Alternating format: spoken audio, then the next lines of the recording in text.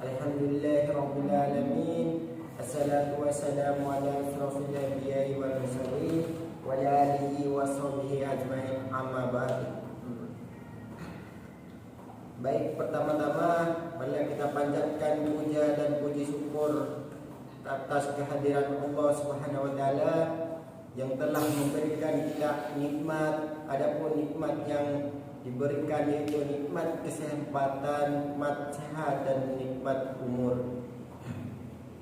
Baik, adapun tujuan dari presentasi kami pada hari ini adalah mengetahui definisi sistem filsafat, pengetahuan pengertian Pancasila sebagai sistem filsafat negara, implementasi sistem filsafat dalam kehidupan berbangsa dan bernegara.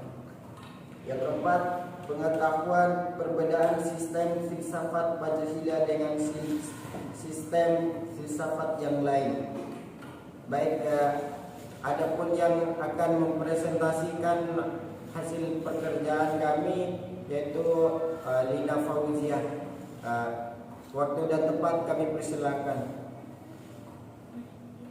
Baik, yang pertama pengertian filsafat. Secara etimologi, istilah filsafat berasal dari bahasa Yunani, aphilein artinya cinta, dan sophos artinya hikmah atau kebijaksanaan atau wisdom. Keseluruhan arti filsafat yang meliputi berbagai masalah tersebut dapat dikelompokkan menjadi dua macam sebagai berikut. Yang pertama, filsafat sebagai produk yang mencakup pengertian. Filsafat sebagai jenis pengetahuan ilmu, konsep pemikiran-pemikiran daripada filsafat pada zaman dahulu yang lazimnya merupakan suatu aliran atau sistem filsafat tertentu. Misalnya rasionalisme, materialisme, pragmatisme, dan lain sebagainya.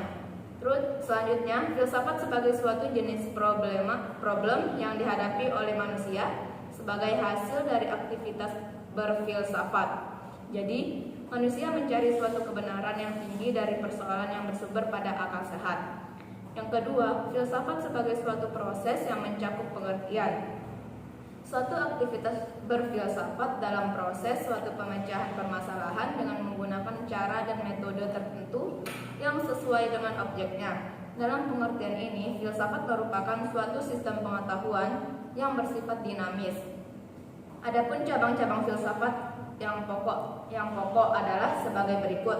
Yang pertama, metafisika, membahas tentang hal-hal bereksistensi di balik fisik, yang meliputi bidang-bidang ontologi, kosmologi, dan antropologi. Yang kedua, epistemologi, membahas tentang hakikat pengetahuan.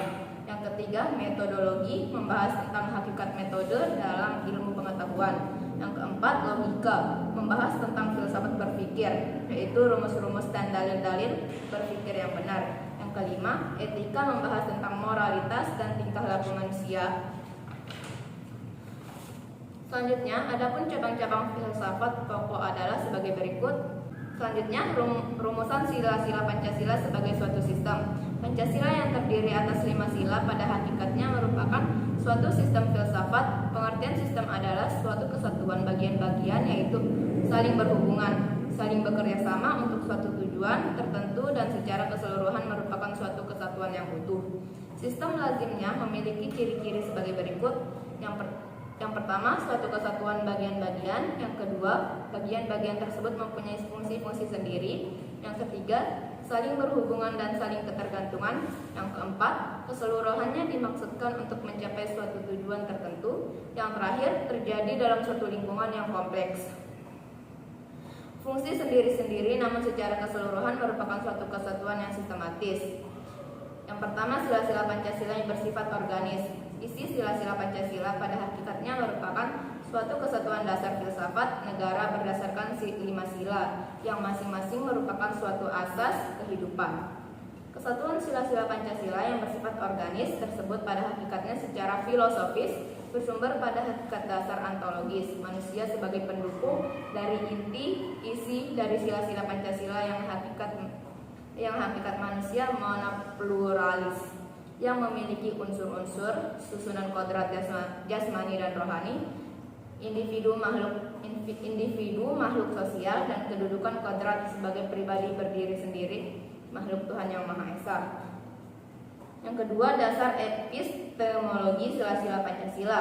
Pancasila sebagai suatu sistem filsafat pada hakikatnya juga merupakan suatu sistem pengetahuan sebagai suatu ideologi, maka Pancasila memiliki 3 unsur pokok agar dapat menarik loyalitas dari pendukungnya, yaitu logos yaitu rasionalitas atau penalaran, 2 pathos yaitu penghayatan, dan yang ketiga ethos yaitu kesusilaan.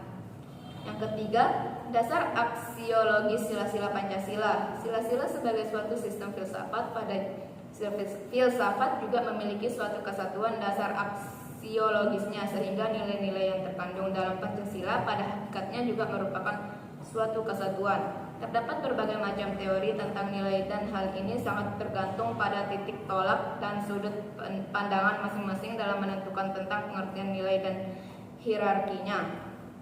Selanjutnya, baik, yang pemateri kedua itu Majdi Indra. Waktu dan tempat kami persilakan. Nilai-nilai Pancasila sebagai suatu sistem.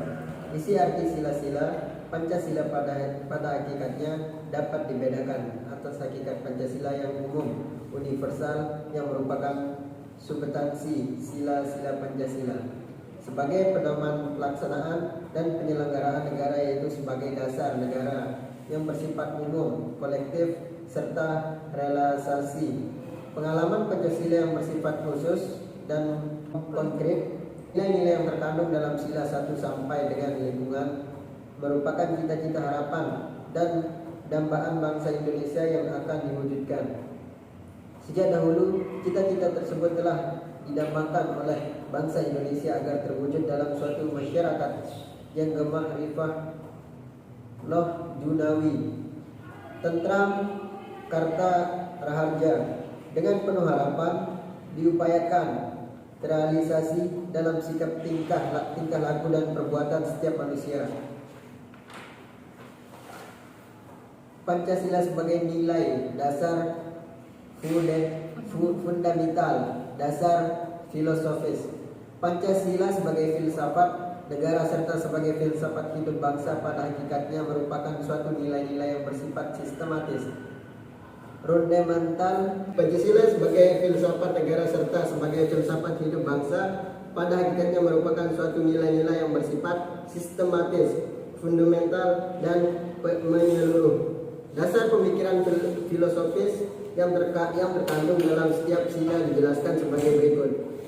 Pancasila sebagai filsafat bangsa negara Republik Indonesia mengandung makna bahwa dalam setiap aspek kehidupan kebangsaan, kemasyarakatan, dan kebangsaan harus berdasarkan nilai-nilai ketuhanan, kemanusiaan, persatuan, kerakyatan, dan keadilan. Pemikiran filsafat kenegaraan bertolak dari suatu pemandangan bahwa negara adalah merupakan suatu persekutuan hidup manusia atau organisasi kemasyarakatan yang merupakan masyarakat hukum atau legal society. Nilai-nilai Pancasila sebagai fundamental. Nilai-nilai Pancasila terkandung dalam pembukaan Undang-Undang 1945 secara yuridis memiliki kedudukan sebagai pokok kaidah negara yang fundamental. 1. Pokok pikiran pertama menyatakan bahwa negara Indonesia adalah negara persatuan, yaitu negara yang melindungi segenap bangsa dan seluruh tumpah darah Indonesia, mengatasi segala paham golongan maupun perseorangan. Hal ini merupakan sila ketiga. 2. Pokok pikiran kedua menyatakan bahwa negara merupakan hendak mewujudkan suatu keadilan sosial bagi seluruh rakyat Indonesia. Dalam hal ini negara kewajiban mewujudkan kesejahteraan umum bagi seluruh warga negara. Pokok pikiran ini sebagai penjabaran sila kelima. Pokok pikiran ketiga menyatakan bahwa negara berkedaulatan rakyat berdasarkan atas kerakyatan dan permusyawaratan perwakilan. Hal ini sebagai penjabaran sila keempat. Pokok pikiran keempat menyatakan bahwa negara berdasarkan atas ketuhanan yang Maha Esa menurut dasar kemanusiaan yang adil dan beradab. Hal ini merupakan penjabaran sila pertama dan kedua.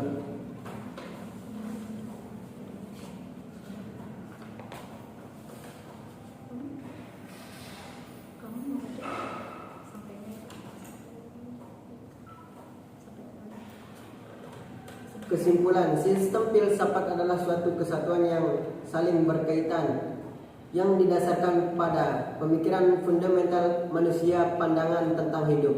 Pancasila sebagai filsafat adalah suatu kesatuan saling berhubungan dengan satu tujuan tertentu dan saling berkualifikasi yang terpisahkan dengan yang lainnya.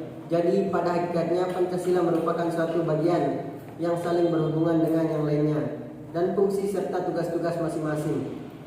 Dengan mengimplementasikan Pancasila dalam kehidupan berbangsa dan bernegara, maka Pancasila merupakan sebuah kompromi dan konvensi nasional karena membuat nilai-nilai yang dijunjung tinggi oleh semua golongan dan lapisan masyarakat Indonesia.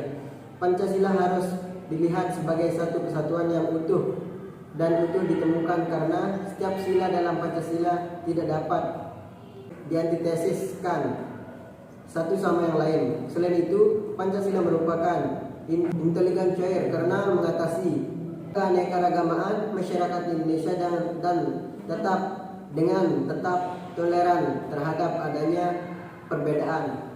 Penetapan Pancasila sebagai dasar filsafat negara tidak ingin menghapus perbedaan diferentis, tapi merangkum semuanya dalam satu semboyan impres khas Indonesia yang dinyatakan dalam Seloka Bhinneka Tunggal Ika. Sudah jelas. Baik, sekian saja presentasi kami pada hari ini. Lebih dan kurangnya kami mohon maaf.